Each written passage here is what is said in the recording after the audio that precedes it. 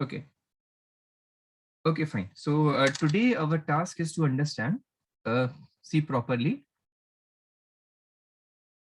logistic regression. Okay. It is another machine learning algorithm. It is another machine learning algorithm known as logistic regression. Actually, this is basically a classifier. Understand, first of all, understand that is, it's basically a classifier, but for the historical reasons only, the name has been given regression. But basically, it is a classifier. And under the hood, basically, if you talk the basic construction of logistic regression, it's a binary classifier.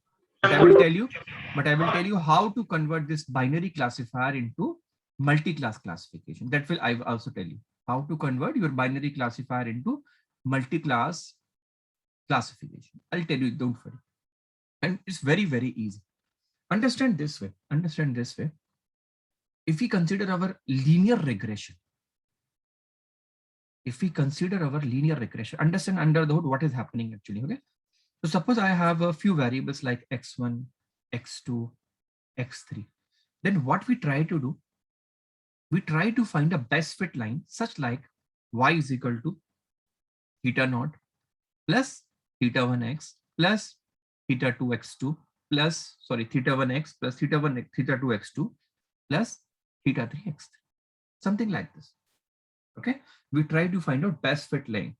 Means we want to find out that line which has minimum error from the actual points by changing the values of these theta values. Okay, so we choose those values of theta which minimize our cost function, and the cost function we have already studied, which was what? 1 by 2m summation I is equal to 1 to m y hat I minus y whole square. Okay, the objective was to find a best fit line by changing the value of theta naught, theta 1, theta 2. So finding the optimum value of theta 1, theta 2, theta 2 and theta 3, which minimize this cost function. Okay, so see, this equation can also be seen as, if we try to include in a pictorial representation, it can be written like this also. See, here is a summation icon. See properly. Here is a summation icon. This is my 1. Okay, this is my x1, this is my x2, this is my x3. We pass x3 to this summer, but this x3 is scaled by theta 3. This x2 is passed to this summation, but it is scaled by theta 2. This x1 is passed to this summer, but it is scaled by theta 1. This 1 is passed to summation, but it is scaled by theta naught. And this is nothing but your y in case of your simple linear regression. Simple linear regression. This is the case. And you can see that if I try to assume that this equation will become what? Y is equal to theta naught. 1 into theta naught will be theta naught plus theta 1 into x1. Okay, plus theta 2 into x2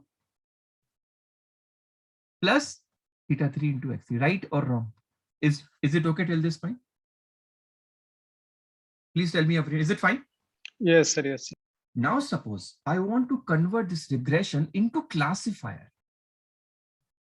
Okay, I want to convert this regression into classifier. When will you study neural network? Okay, so you will find out that here are also some same kind of structure you will find out. There you will have weights, same representation. You will find this one, W naught plus W1x1 plus W2x2. Okay, plus W3x3. Same kind of concept you are going to find out. Plus summation will be there, plus some activation function will be added also in case of neural network if you go across.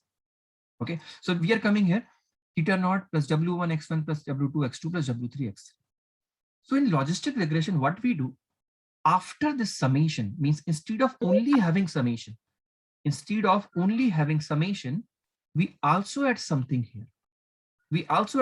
Suppose this summer is passed to a function known as logistic function, or sometimes called as logit function or sigmoid function. Okay, so this sum means whatever we are getting after the summation, whatever we are getting after the summation, this summation will be passed to a function known as logistic function or sigmoid function. What this does, this y, if we see here, will be summation of this, summation of this, summation of this, summation of this, can have any positive value or any negative value, depending upon the value of x1, x2, x3, and theta naught, theta 1, theta 2, theta 3. It can have any positive value, any negative value. But what this logistic function does, it brings all the y, doesn't matter what value you put in, whatever value you put in, okay, of theta naught, theta 1, x1, theta 2, x2, theta 3, x3, it will always limit your final output between 0 and 1 only. Your final value will be limited between 0 and 1 only. And if you want to see what is the logistic function, it is nothing but, if you talk about sigmoid function, some people recognize it by sigma function as well. We represent it by sigmoid, then we represent somewhere this type. Better is you write sigmoid function. Suppose I'm talking about sigmoid of function x will be nothing but 1 upon 1 plus e to the power minus x. This is basically the definition of sigmoid function. 1 upon 1 plus e to the power minus sigma x. Okay. And if you find out what values it can have, put any value of x, whatever value you want to put on, it will always give you values between 0 and 1. If you want to see the sigmoid function, how does the sigmoid function look like? Let's go here, type here on Google, and type sigmoid function. In neural network, some people call it a sigmoid activation function. This is the basically, see, 1 upon 1 plus e to the power minus 6. And this is the basically function. If I see here, this is the function. Values will always, means if you talked about y-axis, value will always between 0 and 1. If x is positive, value will be lie between 0.5 to 1. If x is negative, values will lie between 0 to, again, from 0.5 to 0. Is it fine? Are you understanding what the sigmoid function will do? It will always have the value between 0 and 1 only. If your x value is positive, 0, 1, 2, 3, 4, 5, you will have values between 0.5 to 1. If your x is negative, like -1, -2, -3, your value will lie between 0.5 to 0. Always value will be lie between 0 and 1. And why we are doing this? It's very easy to understand. Remember, do you know anything which is always between 0 and 1? Any mathematic function that you remember, it always minimum value will be 0, maximum value will be 1. Any mathematics? Tan. Pardon? Can you repeat? X. Anything related to where, which can help us in prediction something? I'm giving you a hint, which can help in prediction something.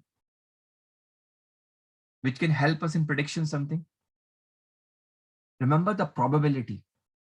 The value of probability lies between 0 and 1. Agree or not? Tell me. The value of probability lies between 0 and 1. Everyone will agree with this or not? Please tell me. So what we are trying to do?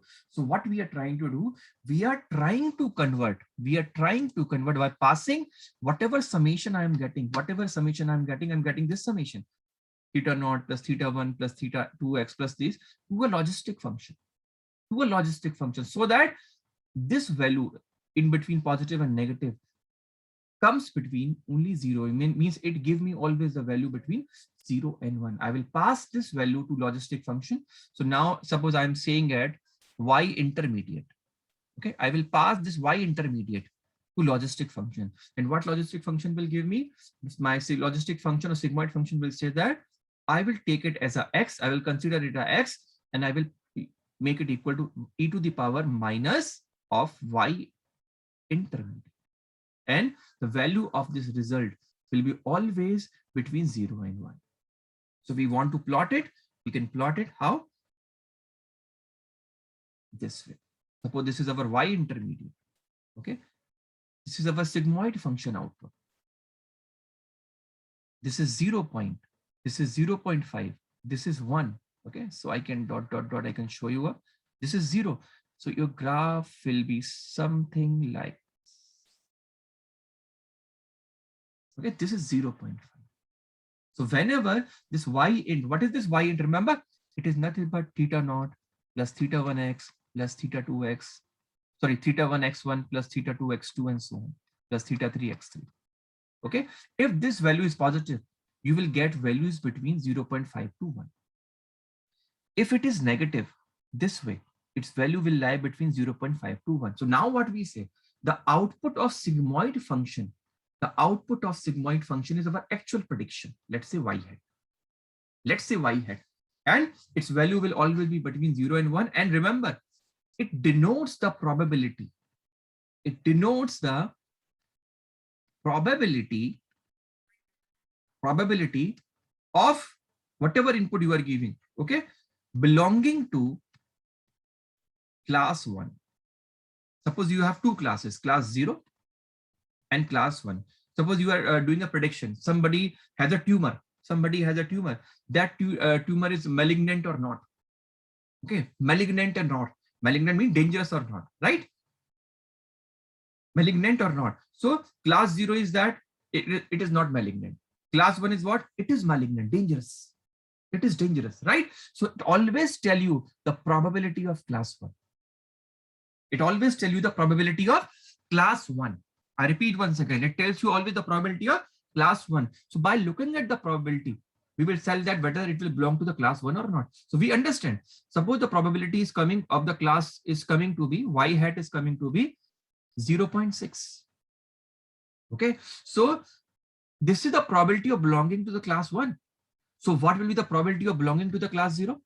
1 minus y hat, that is 0.5. So which probability is higher, belonging to class 1 or belonging to class 0? So the answer will be the probability of belonging to the class 1 is higher, hence it belongs to class 1. Right? Similarly, if y comes to be, y hat, this sigmoid function value is coming to be suppose 0.4.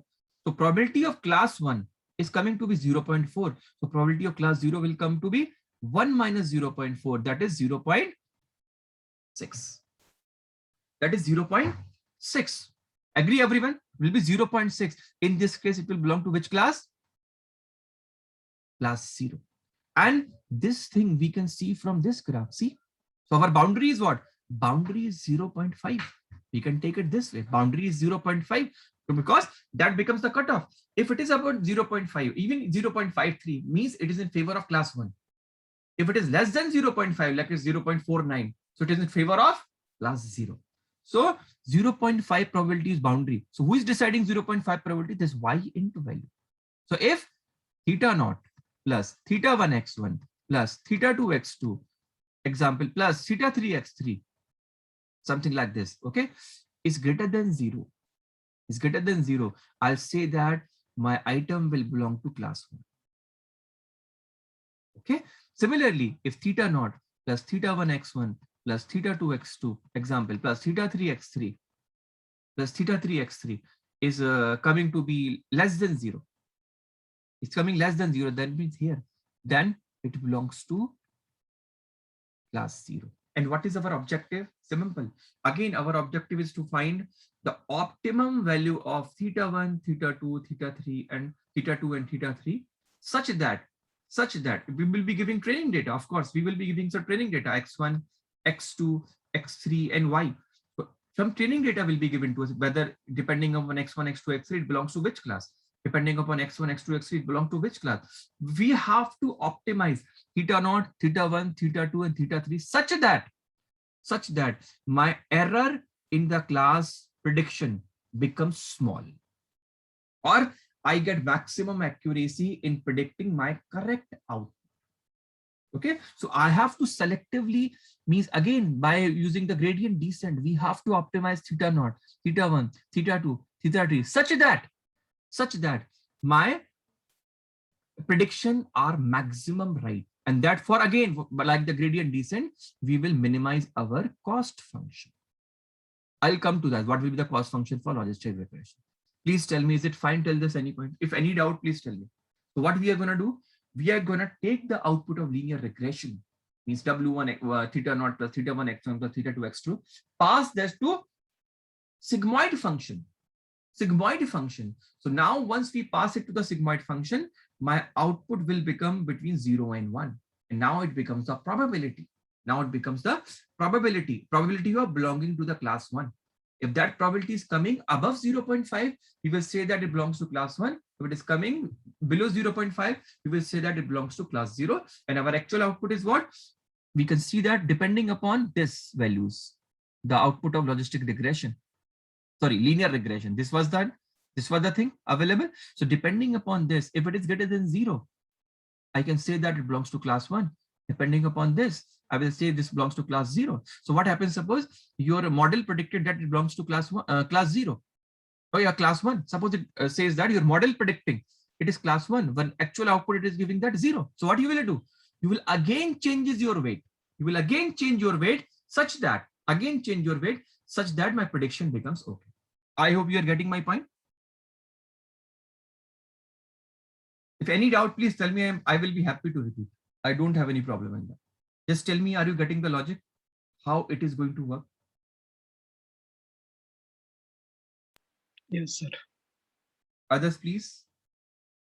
Please just say yes or no. I will get an idea you are getting or not. It's easy. I think it's very easy. Please tell me, everyone. Yes, sir. Okay, perfect. Now see, let's say what we do. Let me take an example here. Suppose I have two variables only. I have two variables only. And those variables are, let's say, x1 and x2. I have a PPT of them. If you can see that, I think that will be better to see. You can visualize that very well. Cancel, we go back. Yeah. This is a PPT of Andrew NG only. Okay. So I have I have a data point, something like this. If you can see here, I have some data point which are something like this. Or if you are, it is very much occupied, so let it leave it. Let me explain it better. You will be explaining that better because it is somehow occupied somewhere. Okay? So I'm coming here. See, this is 0, this is 1, this is 2, this is 3, something. Okay, again 1, 2, and 3. Some points are lying here. Okay, and suppose they belong to class 0.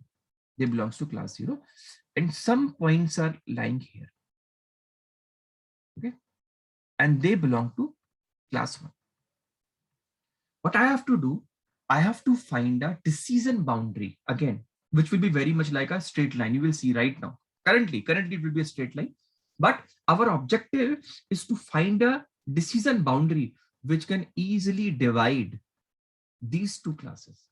So the points which are here will be known as class 1, and points which are here will be known as class 0. So our objective is this. So how can we find out this? That is very easy. How? Suppose, as we mentioned, that the output of linear regression is what?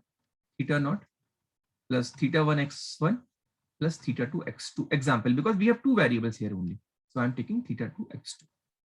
Okay. And remember, what is our condition? We want to find out the probability. To belonging to class 1. For that, it should be greater than 0. This value should be greater than 0. Remember the logistic function graph? Okay. If you want to belong to the class 1, it should be positive all the time. Right or wrong? Tell me, everyone, is it fine? It should belong to this one. And this is what? Y intermediate. What is Y intermediate? Y, same theta naught plus theta 1 x1 plus theta 2 x2 plus theta 3 x3. If you want to belonging to the class 1, then it should lie this way. Agree or not? Please tell me. Please tell me. Yes, sir. Okay. So now what I'm going to do, let us say here, I initialize my weight randomly. Suppose I choose theta naught to be -3. I'll just give you an example. Okay. You may choose anything else. Theta 1 to be 1. So 1 into x1 plus theta 2 also 1 theta into x2. Suppose by chance, you may choose in the beginning itself. Suppose you may choose 1 and 2 and 3. You may get a different decision boundary. You will see that. Greater than 0. Okay. So from here, what we come across, x1 plus x2 should be greater than 3. Agree or not? Agree? X1 plus x2 should be greater than 3.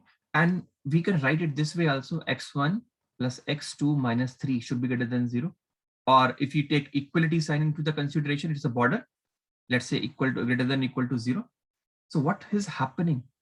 We want to find out decision boundary from this. And we can easily find out that by taking the equality consideration. Say how? I'm writing x1 plus x2 minus x3 should be greater than or equal to 0. So I say, okay, let us take an equality consideration. x1 plus x2 minus x3 equal to 0 is my decision boundary. It is my decision boundary, means at the boundary we are, at the exact boundary we are. So x2 is at the y-axis. Okay, x1 is at the x-axis. Can I break it and can I try to write it in the form of y is equal to mx plus c? Let me try to write.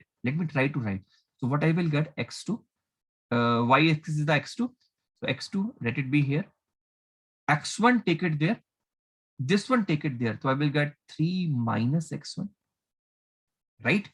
Or if I break it or manipulate it, so it will become minus of x1 plus 3, right? Or if I further break it, then it will become minus of 1 into x1 plus 3. Tell me, is it fine or not? Please. Please tell me, is it fine? Yes, sir. Okay. Now, can I say that it is of the form y is equal to mx plus c? Can I say that? Right? And if we compare it, then I am writing y x2 is equal to minus 1 into x1 plus 3. So 3 becomes what? Intercept. And intercept is what? Here. From here on this line, go to 3. Here. Okay? Go here. Here. This is the point. So move there. After that, you have to draw a straight line. But the slope is negative. That too minus 1. Agree or not? That too minus 1. So can I drop it? Can I draw it easily? Tell me, can I draw this line or not? So this line will become something like this.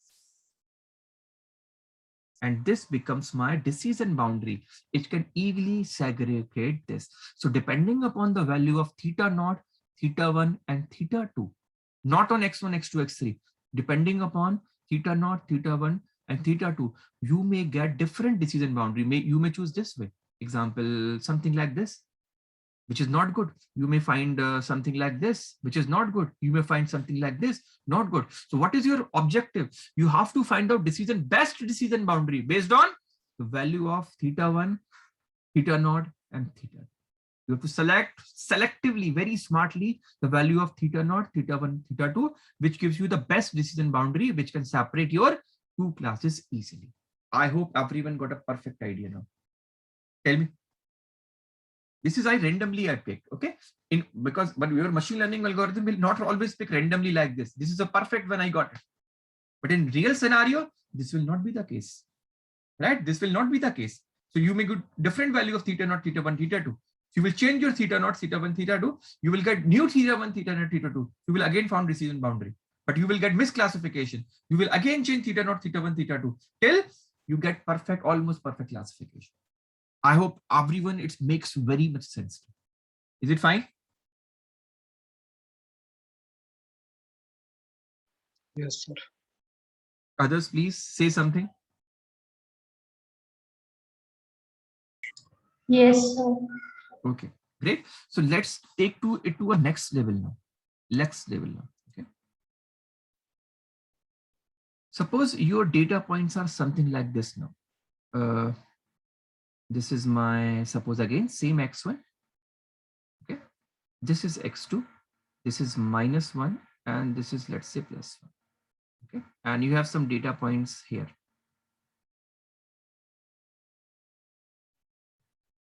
Okay. Something like that. And you have few data points here. something like this. Now, can I find any line which can separate them? Okay, this outer one is suppose any class you can take, and this is different class and you take. Can you tell me, it can be separated by a straight line? I mean, a decision boundary can be a straight line for this. Anyhow, can we separate? Is there any way? Sir, by circle it is possible. No, I'm asking by a straight line it is possible. No, sir. No, fine. Means our nature of decision boundary has to be changed now. It cannot be a straight line. But you correctly said, but if somehow I could get a decision boundary which is like this, then will I be able to separate them or not? Please tell me. Right? Please tell me, if I somehow get a decision boundary like this, then I will be able to separate them. Now, how is it possible? How is it possible? See, it is possible very easily. Very easily. Suppose what was having? I was having earlier terms theta naught plus theta 1 x1 plus theta 2 x2. By these terms, it is never possible. Never ever possible. Why? Because I will always get straight line only. Okay. But if I increase some polynomial terms, if I make it something like this, plus theta 3 x1 square plus theta 4 x2 square. Now things look a bit good for me. Okay, if I increase the polynomial terms of these two variables only, x1 and x2, I increase one polynomial term x1, second polynomial term x2, and you will see the magic. Suppose I choose theta naught to be -1. Let's take an example. Okay, theta 1 to be 0, theta 2 be 0, theta 3 to be 1, and theta 4 to be 1. I suppose I choose this way. I suppose choose this way. So what I will get, this term will become -1. Okay, this term will become 0. This term will become 0. This term will become x1 square. This term will become x2 square. Okay, and final equation, remember, should be greater than or equal to 0. This decides my decision boundary, right? This decides my decision boundary. So what I can write it now, x1 square plus x2 square. Okay, if I take the equality consideration now for the decision boundary, going here, after going here, it will become positive. So what I get, can you tell me now? It's of the equation x square plus y square is equal to r square. Is it fine, everyone? Isn't it the equation of circle? Please tell me, what is the equation of circle? Does anyone remember? Yes, sir. What is the equation? Circle equation? x square plus y square is equal to a square. Right? If you go here, if somebody is forgotten, don't worry. Equation of circle.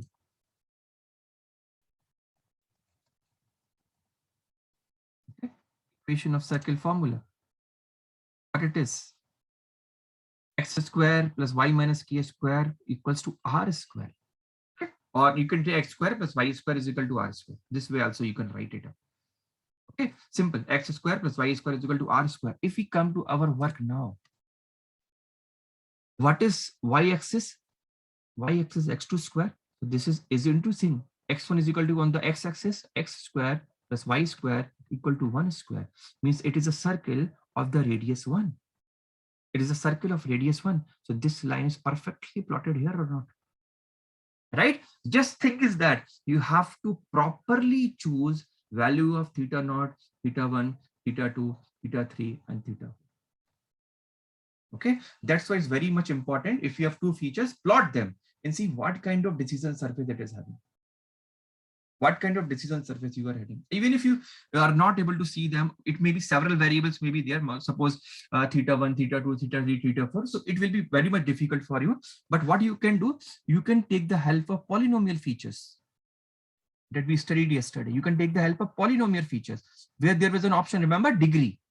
You remember there was an option of degree. And what you can do, you can put it in iteration rule. You can do like for I in k, right? Or k is what? Or you can say I in range. Suppose I want to try from a degree of 1 to degree of 10. create your polynomial features, compute your result, means find out the minimum accuracy or whatever parameter you are choosing, and that value of degree which is giving you maximum accuracy, choose that. That will be becoming your, it will be difficult, means how much, what order I have to choose. So don't worry, this is there for you. Make it iterable, put it inside your for loop, iterate it, find out the accuracy, fit the model, means after polynomial feature, fit the model, calculate the polynomial just to increase your parameters. Your parameters up to degree, it will increase that. After creating those parameters, fit it on your model, fit on the model. After fitting on the model, calculate the accuracy for corresponding degree equal to this. Okay. And before that, create an empty list. You can create an empty list. Suppose I'm saying results. Okay. And after that, in whatever result is coming accuracy, you say accuracy dot append.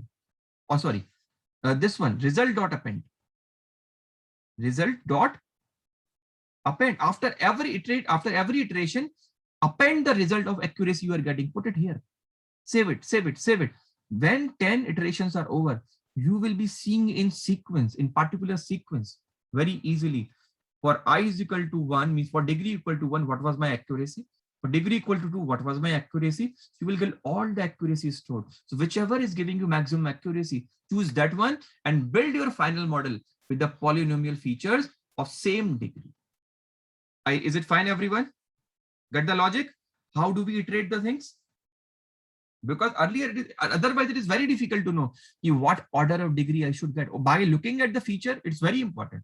Suppose only 2 features are there, then it is easy to recognize. But there are 15 features, 20 features. How will you plot that? It will become, for 3 features, it will become 3D. For 4 features, it will become 4D, then 5D, then 6D, in 7D. To visualize it is almost impossible. Will not be able to visualize it. That's why we have to use our looping thing. That's why I always said, while you are working on programming, 2 things are very important: loops, okay, loops, and second one, functions. You should master these things. If you master these things, everything is going to become easy for you. Tell me, is it okay, everyone? Yes, sir. Is it okay? Others, please. Yes, sir. Okay, get the logic behind logistic regression. Ultimate goal is to find the best decision boundary. Okay, and that will depend upon your weights that you have assigned here. These theta 1. So we have to find it optimum value. And these are found by gradient descent, just that the cost function will change now. The cost function is going to change now, first of all. The earlier formula was J is equal to 1 upon 2m summation I is equal to 1 to m, example, y hat minus y, sorry, yi minus y at this one whole square. Okay, this is our loss, or this is our cost, let's say. This is when we put 1 by 2, this 2 was only for simplification, because when we differentiate delta j by delta something, okay, by delta theta, then 2 will come here and this 2 and 2 will be cancelled. That was the only purpose, nothing more than that. Nothing more than that. For this time, otherwise we can write simple 1 by m summation I is equal to 1 to m cost function, whatever cost function you are having. Okay, use that cost function. Yes, this is can be considered as our cost, or instead of cost function we can call as a cost. This is our cost. In our case, it was error. Our case in error, but here we have to define the cost differently. How we will define? See, I will say that cost is equal to, see properly, I will tell you the proper reason why. Cost equal to minus of log what? Suppose I'm saying y intermediate. I'll tell you what is y intermediate. Remember what is y intermediate? Can you recall? Theta naught plus theta 1x plus theta 2x. This is y intermediate. Minus log y intermediate if my actual class is y is equal to 1. Okay, I'll tell you why. And same cost is minus log of 1 minus y intermediate. Minus log of y intermediate when y is equal to 1, and minus log of 1 minus y intermediate when y is equal to 0. Y is equal to 0 means belonging to the class 1 and belonging to the class 0. And ultimately, remember what sigmoid does? It always gives you the probability to belonging to the class 1. Probability of belonging to class 1. It always gives that. Okay. So this is our cost now. This is our cost. And why this has been taken, you'll understand that. Okay. See why I'm saying that. If you go to Google, if you go to the Google now, and suppose I'm saying simply going to the Google, I'm saying plot log x, plot log x. See what is the graph of log x. See what is the graph of log x, where it is coming from. It is coming from negative infinity, if you can see that. At the bottom, it is going to the negative infinity and going this way, this way, this way, it is crossing 1. It is crossing 1. Yeah. You can see that it is crossing 1 over here. Please see properly what is happening here. This is log x. If I say plot minus log x, then how it will look like? If I say plot minus log x, then how will you plot? Can anyone tell me? If I say plot minus log, just do the mirror image of that, right or wrong? You will just do, suppose, so I'm saying plot minus of log x. Let me enter. Can you see now? Please see and tell me, is it fine, everyone? This will be your minus of log x. Please see and answer me.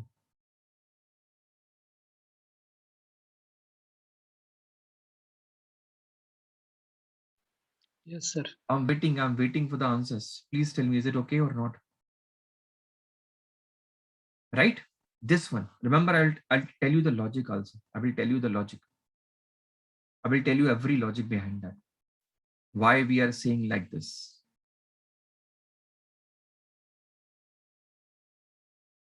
Please see properly and tell me.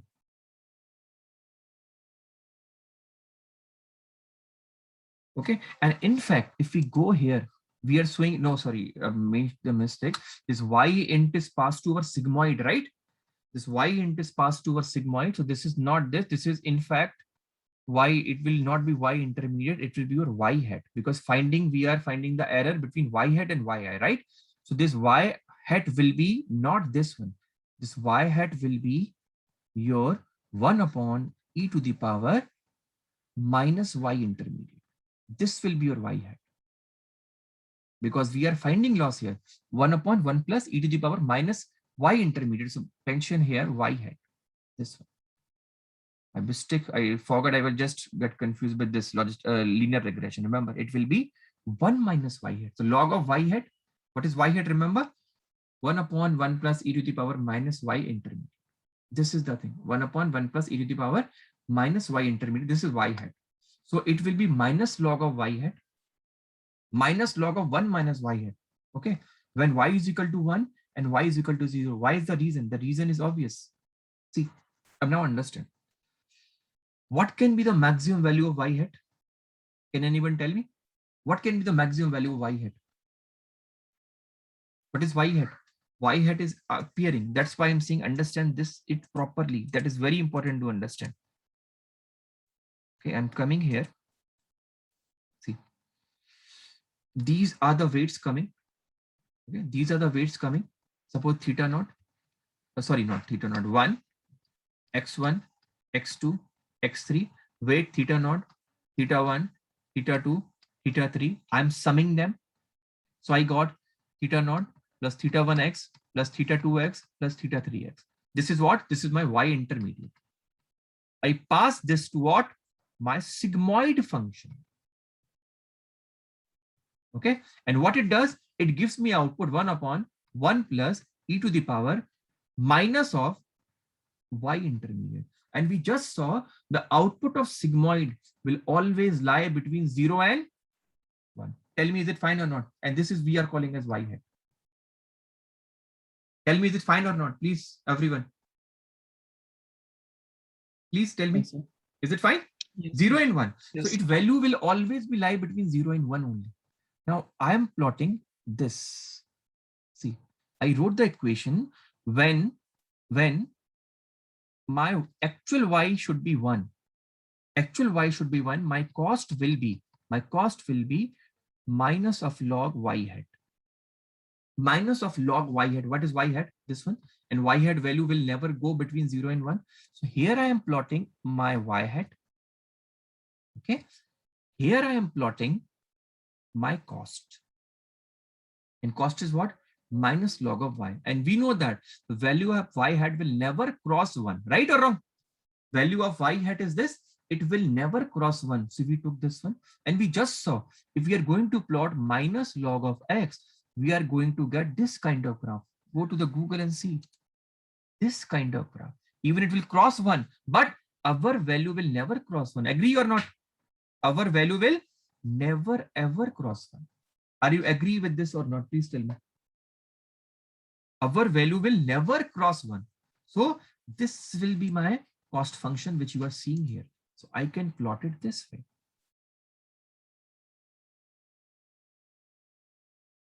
And you may understand, sir, what kind of graph I am getting. See, understand how it will be. How it will be. If this is the cost we are plotting, right? We are plotting what it is saying. When, and y hat indicates, remember what? Its value is between 0 and 1. It always indicates the probability to belong to class 1. Belong to class 1. So tell me, if y hat is equal to 1, that means what is it indicating? Which class it belongs to? Tell me, which class it belongs to? If y hat is equal to 1 is coming. The probability is maximum or not? Because what y is it indicating? Belongs to 1. 1. And if it belongs to 1, your actual output is also 1, right or wrong? Your actual output is also 1. You are also 1. So is there should be any cost? Is there any error? Or you are doing 100% prediction? Tell me. Or you are agreeing with the actual result? Tell me. You are agreeing with the actual result because your model is saying y hat is 1. Y hat is 1 means my probability is 1 that it 100% belongs to class 1. Okay. And same model is saying that's why my cost is 0. Agree? Please tell me. Or my loss is 0. I'm agreeing 100%. The moment you start decreasing your probability, the moment you start decreasing your probability, your chances of belonging to class 1 starts to decrease. The moment your probability is coming from 1 to, it starts decreasing 0.9, 0.8, 0.7, 0. Something 0.6, 0. Something. So what happens? The moment you start decreasing your probability, your chances of belonging to the class 1 starts decreasing. Hence your cost increases.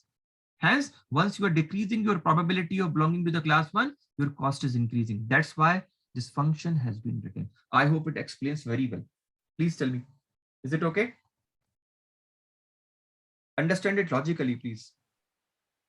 And I've seen people, they have studied machine learning for a year or even 2 years, but they don't understand the math behind it. Why it is so. Coding is easy. Coding, even you don't know the coding, don't worry, you can copy it from somewhere. But basic logic should always be clear. In coding, definitely you are going to mistake for sure, 100%. You will do some mistake here and there, here and there. Even you will copy somebody's code which is working in his machine. It will not work in your machine sometimes. You have to do modification as per your requirement. Coding you can find on the GitHub. Everyone's code is available.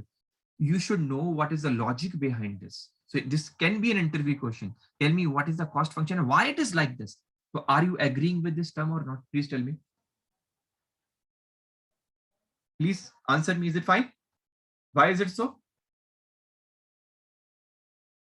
Yes, sir. Others, please confirm.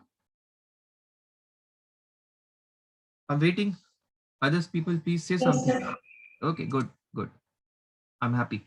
Good. Let's move ahead. Remember, what was the second cost function? What was the second cost function? It was minus of log 1 minus y hat. That is the probability. Remember, this is again a probability. I'm repeating again. This is the output of sigmoid function. This is not the prediction 1 or 0. This is the output of sigmoid function. That is the probability. Okay. So now let's see. Let's see why it has been. And this is when? This is cost is when? Simple. This cost is when your actual probability, class probability is actual class belongs to 0 class. Actual class belongs to 0 class. Then this is your log function. Why this has been chosen? Let's see now. Again, go to the Google and now see plot log 1 minus x. Okay. So I get this kind of graph which you are seeing here. Okay. From 0 and it is at 1, it is going to infinity. Okay. But what we have done, we want to find out minus of log 1 minus x, right? This was our loss function. And see, this is the one. This is the one. So let me plot it. Let me plot it. See, this is the one, the graph. At 0, at 1, it is going to maximum. It is going to the maximum. Okay. So I can plot it. I can plot it.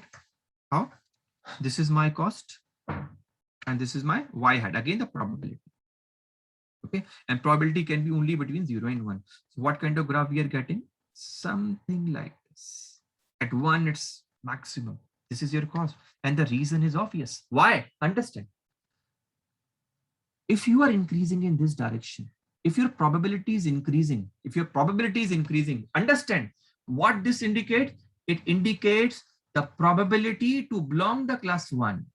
Probability to belong the class 1, right? Not class 0. So if your probability of class 1 is increasing, but actual class is what? Actual class is 0. But when your probability is increasing, that means what? Actual class was 0. You're trying to predict, your chances of predicting class 1 is increasing, right? Your predicting of class 1 is increasing. That means what? Your cost is increasing because you are trying to predict class 1, not class 0. That's why my cost is increasing. But if we move this way now, when we decrease the probability, see, when we decrease the probability, so what is increasing? Chances of belonging to class 0 is increasing.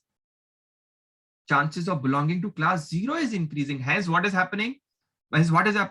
My cost is decreasing. My cost is decreasing because chances of belonging to the class 0 is increasing. And when I am having 0 here, then my cost is 0. That is means guaranteed. It is guaranteed that it belongs to class 0. I hope everyone got a logic why this has been chosen and why the other one has been chosen. Is it fine, everyone? See and tell me, please. Yes, sir. Everyone agree? Shraddha, is it fine? Pragya, Shraddha, Yes, sir. others, is it okay? It's easy, I think. I don't think so there should be any problem. And the best part is that what? If we combine these two, then we get our objective is what? Objective is to find a convex cost function. Convex, which can be optimized to something, which can be optimized. Remember, in linear regression, our cost function was like this, convex, so that we can reach to the optimum point. And that was the primary objective. You must have think we can choose log or any other thing. You may be possible, but the experts, the scientists prefer this one. And you can combine these now. We have understood what happens in case if we are, it belongs to the class 1. If actually it belongs to the class 1, then my cost function will be minus log y. Minus cost log y. And if actually it belongs to the class 0, then my loss function will be given by this, and we can combine this. Let me show you that. We can combine this. Let me come here. Yes. Come on. A better one. Yeah. See, we can combine both of these. We can combine.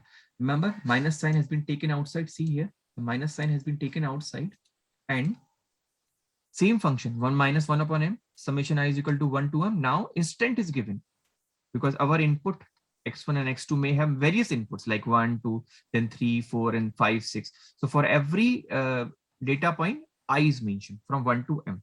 1 by m, that was, remember, minus log of our prediction probability.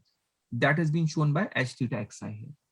That has been shown by h theta xi here. Same as our y hat, which is nothing but 1 upon 1 plus e to the power minus y intermediate. And y intermediate is, remember what? Y intermediate is nothing but theta naught plus theta 1x, theta naught plus theta 1x plus theta 2x, and so on. This is the one. Okay. So if my y is 1, we were saying na, if y is equal to 1, my loss is minus log of y hat. Okay. So logically, what we can write? Y is equal to 1. So we can put y into log of y. So same term has been written here. Okay. And second term was what? When y is equal to 0, loss function was minus log of 1 minus y hat. Okay. Y is equal to 0. So that's why we mentioned here as 1 minus y, means y is equal to 0. This is the probability. Then what we can write? 1 minus y hat. So we type it as 1 minus y hat instead of y is equal to 0. And same term, log of 1 minus y hat. And why the minus sign has been taken out? That's why it is plus, it is appearing plus, it is appearing plus. And now you can justify. Suppose I said yi is equal to 0. Yi is equal to, sorry, actual class probability is 0. When I put actual class probability is equal to 0 in this function, the moment I put y is equal to 0, this term will vanish. This term will vanish. This minus will come here. And what happened? This yi is equal to 0. Okay, this term will become only 1. The minus will be put it here. So what I get ultimately? Minus 1 into log of 1 minus y hat. Fine. Similarly, when y is equal to 1, when y is equal to actual class probability is 1, when we put 1 here, this entire term will vanish. 1 minus 1 will become 0. This term will be vanished. This term will be vanished. And here y will be become 1. So y will be become 1. So this term will become 1 only. So what I get? Minus of log y hat. So this entire thing has been combined, can be combined into one expression. Is it fine, everyone? Please tell me, is it okay? Yes, sir. Okay. Now this was the case for your, what? This was the case for your binary classification in which you have only two class. In which have you only two class. Sometimes you may find a problem in which have three class, like class 0, class 1, and class 2. How do you classify them? How do you classify them? Using logistic regression. Okay. So originally your logistic regression was designed for only binary classification, but later on people keep on exploring, and they try to add. So for that purpose, few modifications, not in the original algorithm has been done. Let me tell you what they does. Basically, they do logistic regression only. Binary classification, how? Understand. That is known as one versus all, okay, classification, or one versus rest classification. This is when to do multi-class classification. Instead of binary classification, we want to do multi-class classification. Okay, means multiple classes. You want to set, okay, this data set belong to this class, this data set belong to this class, this data set belong to this class. It can be anything. Suppose, let's take an example. We have two features, again, x1 and x2. Okay. Some data points are lying here. Okay. Some data points are lying here. Okay. They belong to one class, they belong to second class, and some points are lying here, something like this. Okay. These all are different classes. This is different class, this is different class, this is different. So three classes are here, the multi-class classification. So how logistic regression works? It works same way. I can do only binary classification, means I can, at the time, I can classify only two classes. So what it does? It takes that, okay, one class is only this. Understand? At first instance, it will do 3 times classification. Understand? It will consider that, okay, this is my one class and all other are other classes. I don't know. You will combine all these in one class. You will combine all these in one class. So you will train your first logistic regression model. First logistic regression model, such way you will take one class in one class and rest in other one class. So this is, let's say you are saying this is class 1 and rest all other in class 0, and you will train your logistic regression model. First way. Second time, what you will do, this is first step you have done. Second step, what you will do now, that remember what is this name, one versus all or one versus rest. That's what the name is given. Again, same data point is there, x2 and x1. Again, same, exactly same, because we are solving the same problem now. Now what it says, okay, now this is the case. I found decision boundary like this. Earlier decision boundary was this. This was in one class, rest was in one class. Now it says that this is in one class and rest all are in other class. Rest all are in other class. One versus all. You train your second logistic regression model. Two. In third instance, you again check this. Okay.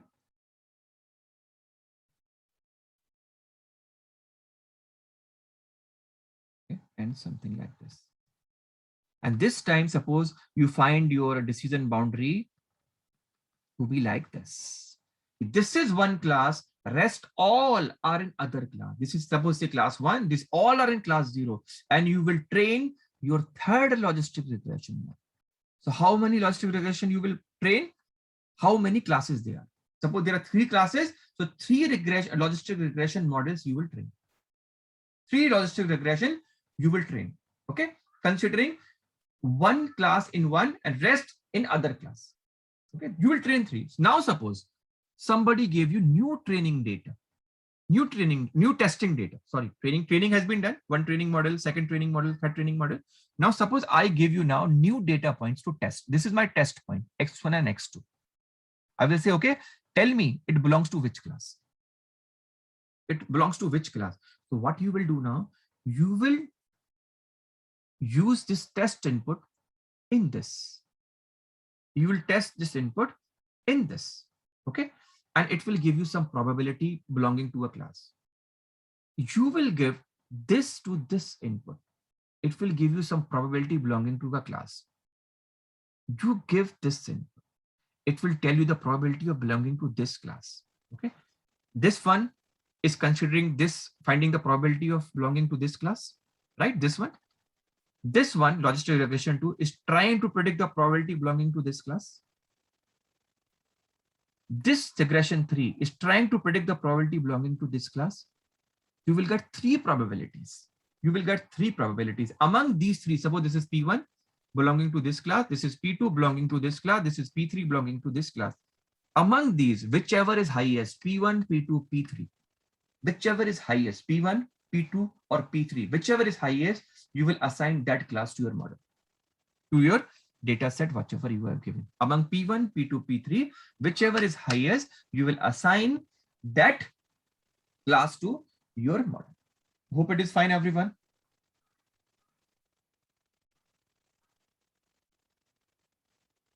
Is it okay? So we have, if we have 10 classes, then how many logistic regression model it will train? One versus all. If we have 10 classes, how many logistic regression models it will train? Please tell me. Am I audible or not? I can't hear anyone. Yes, sir. So if I'm asking, if you have 10 classes, then how many model it will train inside? Didn't get an idea of this, what is happening? Just say yes or no. I will get to know. At least you are getting or not. Sir, the last portion actually I am not getting. Look, wait. X1, X2, X1, X2, this portion. Sir. This one is clear. This one is clear. First one. Yes, sir. This one is clear, everyone. Please tell me. Shraddha, Pragya, is it fine? Others, please. Yes, sir. Yes, sir. Okay, great. Okay. Deepa, Priya, Arbaz, Karan Kumar. Actually, those people are not speaking. That's why I'm not asking them. Him, Chandra, Prashant, Kadam. Is it fine? Arbaz. Okay, we get an idea. So what we will consider, first of all, we will take one class as one class and rest all are in one class. We'll train our model, and this model will try to find out the probability belonging to this class only. Similarly, in second step, second class will be considered in one class and rest all other class in one class. Again, this is binary classification. Two classes we are comparing. This is one, and these all are considered as one class only. That's why we are saying one versus all. And it will try to find out the probability of this particular class. Third time, the one which is remaining, we will consider that, means it will consider that as one class and rest all other in one class. So again, binary classification, it will try to find out the probability of this class. Okay, so three models have been trained. Now new data set is given to you. New data set is given to you. Okay, why I'm given x1, x2? Because we have two features. Example, everywhere we have taken two features. That's why I'm giving x1 and x2. These are new inputs. These are new example. Let us take an example. This is your height and this is your weight. X1 is height, this one is weight, and on the basis of that you are predicting, suppose this class is nothing but your horse class, this class is nothing but your zebra class, and this class is nothing but your cat class. Okay, so what I'm giving you someone's new parameter x1 and x2. If this is height 2.3 meters, example, this is weight, let's say 27 kg. Now tell me which class it belongs to, whether it is a horse, it is a zebra, or it is a horse, or it is a zebra, or it is a cat. Okay, so this model, when I will pass this to all three models, automatically it will get passed to first model, second model, and third. It will go here, it will go here, it will go here. Okay, so this model will tell me the probability of this height and weight corresponding to what? Corresponding to horse. Okay, this particular model, because we have considered these as a cat only, this model will give me the probability of, according to this data point, belonging to cat. This model, as we have taken this one to be zebra, this model will give me the probability according to this data point of the probability belonging to zebra. Now among these three, horse, cat, and zebra, whichever probability is higher, that will be chosen as your final class. Is it fine now? Suppose Yes, sir. you see horse coming 0.4. Okay, this is coming 0.1, and this is coming, let's say, sorry, we have taken wrongly. Let's anything we can take. Suppose 0.4. This is 0.1, and this is coming to be 0.5. So which is highest probability right now? 0.4. Zebra. Yes. So zebra will be your final classification. This will be assigned as your category. I hope it is okay, everyone. Any doubt, please tell me. Yes, yes, Okay. sir. This is how your logistic regression works. Is very, very easy. Just understand what are the main questions are these. Why the cost function is like this. You should understand that thing. And very simple logic was that. Remember, what is this? Y hat is what? Your output of logistic function. Okay, remember that thing. Y hat is your output of logistic function. Remember that one. These I get an idea how to find decision boundary. I explained you properly. Okay. In this case also we explained how to find a decision boundary. Okay. And ultimately what is going to happen? We understand that we will pass our this function to our sigmoid function, which will give the value between 0 and 1. Right? Ultimately this is going to happen. Right? Ultimately this is going to happen. This logic should be clear to you. And if this is clear to you, those persons who are willing to start their neural network journey, they can start. Almost same kind of function is there. There we called it a sigmoid neuron. There we called it as, we doesn't do separately. We show it inside one neuron only. It has summation as well as sigmoid function here.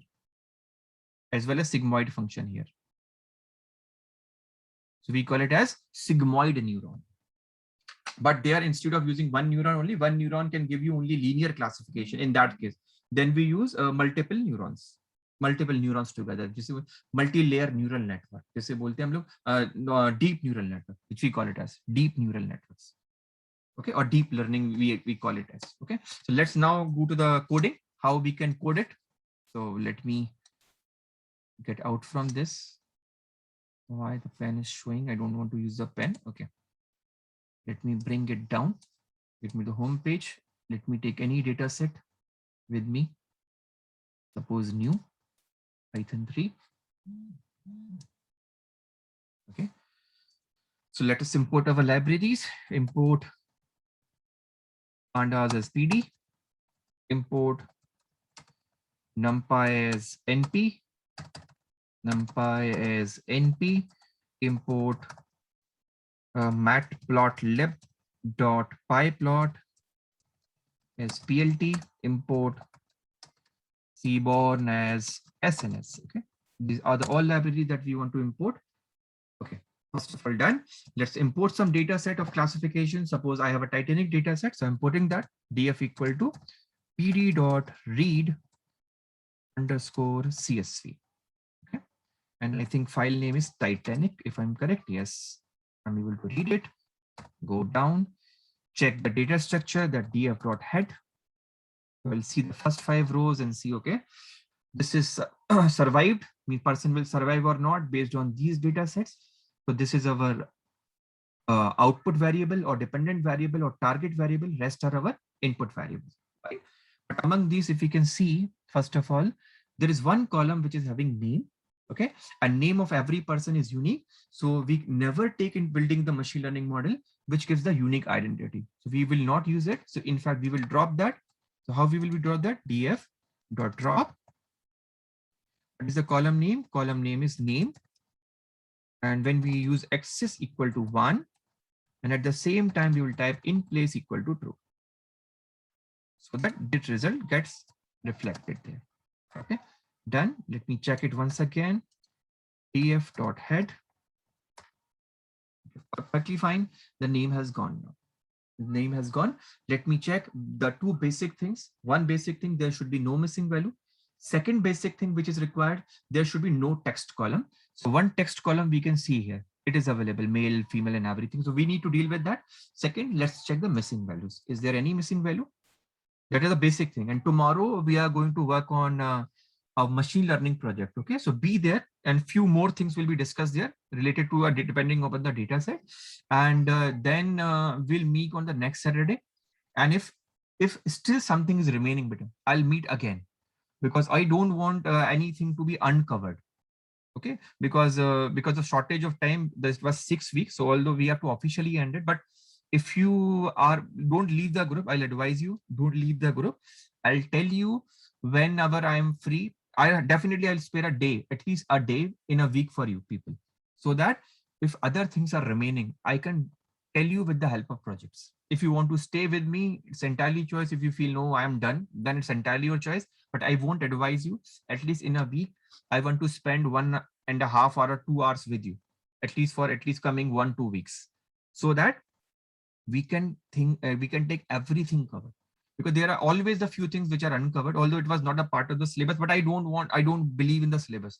Thing is that nothing should be left out. That is my personal thinking. When you prepare someone, prepare them with whole heart. Don't make the formality, okay, this was the syllabus, everything is done. No, I don't believe in this kind of thing. I want this thing should be known to you. So if you are going to stay with me, I'll ensure that almost all the things which are needed for your machine learning starting will be involved. Is it fine, everyone? Okay. So tomorrow, Yes, sir. you people have to be with me for at least 1.5 hours. Okay. We will working on one project, minimum one project. I'll try to see how much time it is going to take. We'll take at least one project starting from beginning to end. Okay. Everything means removing outliers. How do we remove them? Everything, even different ways of handling these text data, everything is going to be covered. So I'm going here. So let's first of all check the missing value. So I'm taking df dot is null dot sum. It will give me the idea where are there any missing values. We are lucky we don't have any missing values. Now we need to deal with this categorical variable. We need to convert it into the numerical. So we can easily do that. How? df equals to pd dot get dummies. Okay, this is a way to do that. This is one of the method. It will simply convert the single column into 2 columns, and wherever the male is there, it will show 1, and wherever female is there, it will show 0. Okay, sorry, if in particular row, wherever there is male, it will show 1. In that corresponding row, female will be 0. At one time, out of those column, only one thing will be high. When male is there, male will be 1, female will be 0. When female is there, female will be 1 and male will be 0. So I'm using that. It has been done. Let me check once again. Has this sex column been converted into 2 columns or not? Or df.head once again. Let me check. Yes, perfect. See, sex female and sex male. Okay, sex female and first sex male. In the first row, check who is the person. Person is a male. We can say male is 1, female is 0. In second, third, and fourth, all are female, right? And fourth is male. In second, third, and fourth, female is 1, male is 0. In fourth, last one, we saw that it was male. That's why it is 1, it is 0. And we call it as one hot encoding that I told you earlier. So basic requirements have been satisfied now. Now it's time to split our training data and test data. So how can we do that? One important thing, understand, while we are writing X, okay, in some of the cases, they will be representing as this capital letters. You must, I'm giving as a homework till tomorrow. See why this X data is represented as capital letters. I'll advise you, please explore. Okay. X, and tell me if you didn't get the idea tomorrow. X underscore test. It is not mandatory that you mention them by X, capital, small, you can mention anything, but in several books, you will find it to be capital letters. It's not rigid that you have to make it capital letters, but there are reasons. There are reasons why this is a denotation practice, why people represented X by capital letters. Okay, go through that. And hint is something vector and matrix. Please see that. Some 1D or 2D data. I'm giving you a hint. Some 1D or 2D data. This is a hint. So go through that, you'll get an idea. Okay. So next, Y train, Y test. Okay. But before that, we need a function. Remember, function name is train test split. So from sklearn dot pre-processing import train. Sorry, it's not pre-processing, it's model selection. sklearn dot model selection, import train test split. Okay, so I imported that successfully. Then here, use that function train test split. Here you have to specify your X variable and Y variable. Okay, which is your X, which is your Y, which have not been done yet. So we can identify immediately, except survived. Rest of the columns are my input variables. Survived is my output variable. So I'm going to type X is equal to df complete data frame I will take, but I will not consider, I will drop what? I will drop my survived column. Okay, from df, I will drop survived column because that is output variable, not input variable. And I'll mention X is equal to 1. This is first thing. Second, what I need Y to be survived. So I can type Y is equal to df survived. Okay. Let me use this and we can check it now again. My X and Y, X dot head. Perfect. Survived column is no longer there if you can check it on. If we move to the Y dot head, it should be a single column known as survived. Yes. So we were successfully able to divide our input features and output features. Now we want to split them. So we are coming here. Now we are passing X comma Y. Okay. Then our test size. So suppose I'm taking test data to be 20%. So I'm mentioning 0.2. That means 80% is your training data. A random state I want to specify. Random state equal to anything you can put. I'm putting 42. And as well as it is a classification. So always advise use a stratified word. Stratify is equal to is how you want to divide the data on the basis of class. And class is denoted in the Y variable. So mention it Y. So that same percentage of the class is maintained in the training data and test data. That was the stratify purpose. So executed, done. Now I want to scale the data. For scaling the data, I'm going to use, because here the scale is not uniform. Somewhere it is 3, somewhere it is 22, 32, 26, 35. But we should all should come in the same scale. For the scaling, I'm using standard scaler. So I'm saying from sklearn dot pre-processing import standard scaler. Okay, this is the first thing I needed. This is a class, so I will create a instance of this. So S is equal to standard scaler. Create an instance of this. Now fit and transform on the X train. Now fit and transform on the X train. So I'm using this. X train is equal to S dot fit underscore transform on the X train. Okay, and just transform on the X test. So I'm using same thing again, using X test. Test going here is equal to S dot transform. And you can see most of the thing I'm not typing, I'm just typing first and second letter. After that, I'm pressing tab. Okay, and this thing you will come with the practice. I'm just using them and just doing the tab. So as I know, it will auto complete. This is the best part of using IDEs, auto completion. As I told you in the very first class only. I'm just typing, for example, here also, I just typed TR and I press tab. See, I just type TR and you just press tab. Automatically it is completing. I don't have to worry. Okay. So transform, and within that I have to pass again X test. I'm passing it. Okay, my data is ready. Now it is perfectly ready to be used for classification. So I have to call my logistic regression model. So I'm saying from sklearn, and it belongs to linear models, very much like linear regression. Dot linear model import logistic regression. Okay, I got it. Now what I have to do, again, this is a class. So I have to create an instance of this class. So I'm saying model is equal to logistic regression. Okay. There are a few hyperparameters. If you go here, there are some penalties which are used to avoid your overfitting. And there is one important thing I want to show you. Yeah. Can you see one option? Multi-class. Okay. Multi-class. Here automatically auto is written. So it will choose the auto method. There are other methods which are available. For example, remember one versus rest. One versus rest classification. So you can put that also here. When you are doing multi-class classification, you can use that one as well. If you want to know further about it, take it multi-class. And there is an option also, see, maximum iteration. Maximum iteration. What I will advise you when you are trying to explore, means you want to make a career in the machine learning.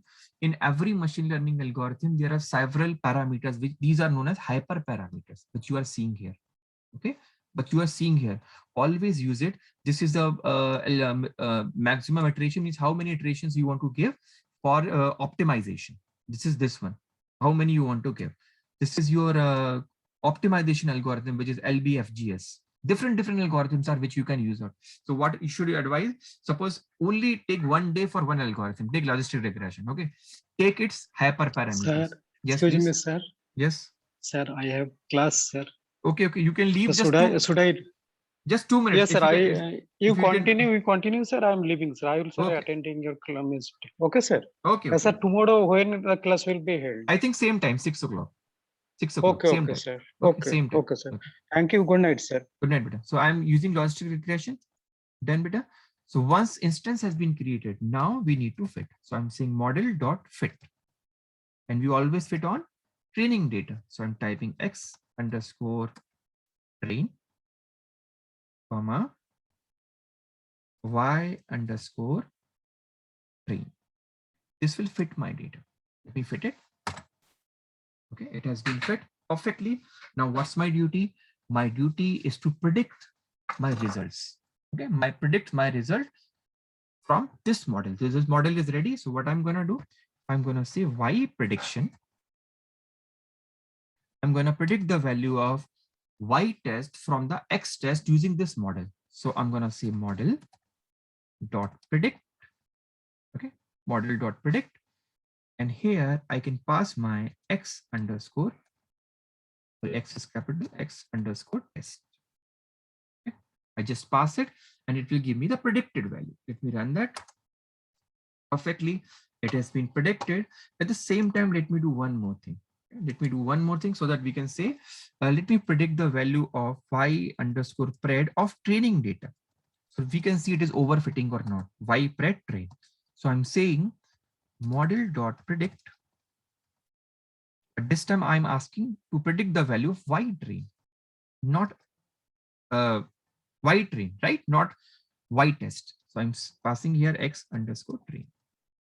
So this will give me the results corresponding to x train, whatever value x train is having, what is the value of corresponding y train. So I just put there. Perfect. So what I'm going to do here, I'm going to check this is values have been predicted y pred from the x test. I want to check its accuracy. So let me import some matrix. So I'm saying from sklearn dot matrix import accuracy score. Okay, this is one of the accuracy score. You can choose others one as well. Okay, for example, F1 score is there. See, F1 score is there. I'll tell you tomorrow. Don't worry. I will tell you all these things tomorrow. F1 score. So now I can use accuracy score example. Accuracy score. Let me check how it is performing on the test data. How it is performing on the test data. So it needs two arguments: your actual output and one predicted output. So the actual output is my y test. Okay. And predicted output is this one, y underscore pred, which is showing here, y underscore pred. We run that and it gives me accuracy of 76.96%. And now let me check the accuracy of training data, how it is performing. I'm again copying the accuracy, but instead of y test, I will give the true value. And I'm working on the training data, so I'll pass y train. Okay, y train. This is actual value and predicted value of the train is y underscore pred underscore train. Let me put it here and let me run this. So you can see on training data, it is giving 80.53% accuracy. On test data, it is giving 76.96%. Okay. Same way you want to calculate F1 score. So F1 score you can also calculate. Same data it takes. True value and the predicted value. Every matrix takes this y true and y true. Suppose I want to check that on the test data, so I can copy here the test data. Let me run. I'm getting 0.69 F1 score. Let me move it up a bit so that I can see corresponding test data. And I'm again using for training data F1 score. Again, it needs two arguments, true and predicted. So this is true and predicted for the training data. So I'm getting 0.73. So in case of training data, it is performing better in terms of accuracy. Accuracy is nothing but your correct predictions upon your total predictions. Okay, your correct predictions upon total predictions. And F1 score is nothing but your, if you don't have idea with precision and recall, can I continue tomorrow if it is okay, everyone? Yes, sir. Okay, I can Yes, continue sir. tomorrow. Don't worry. I'll explain you these things. I will take, that's why I'm planning. I'll take a complete project in whatever accuracy metrics are possible. I'll try to include everything. Okay, so that you can work on the projects. Okay, thanks everyone. Thanks for your time. Okay, I hope logistic regression is understandable by everyone. I think it was easy. I don't think so any problem should be there in this. Yes, sir. Okay, thanks everyone. Thanks for your time.